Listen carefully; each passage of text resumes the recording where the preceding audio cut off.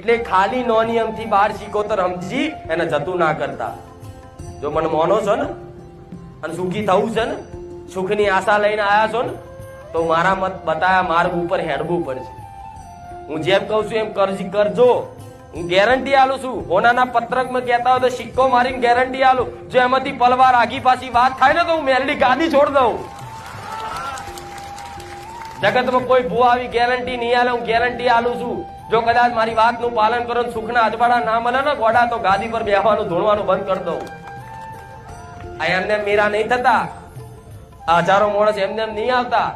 મારા શબ્દોનું જેને જેને પાલન કર્યું છે ને એના જીવનમાં સુખના અજવાળા દેખાયા છે. તારે આ બધા આયા છે. એટલે નવા આયા એના માટે સ્પેશિયલ આ ફરી પ્રવચન કરું છું કે આ ધોન રાખજો. તો કે છે કે માતાજી કેટલા દીવા કરવાના? તો હું એવું કહું છું, તમારા ઘરમાં એક શિકોતર હોય ને તો એક શિકોતર નો એક અલગ દીવો, બીજી શિકોતર હોય તો એનો અલગ, 12 શિકોતર નો અલગ, એમ ખાલી 3 દીવા થાય તો ભલે 3 થાય. પૂર્વજ નો કરીને 4 થાય તો ભલે 4 થાય. અને 5મો 6 તમારી માતાનો, ભલે હું તો કહું 7 દીવા કરવાના થાય તો કરજો.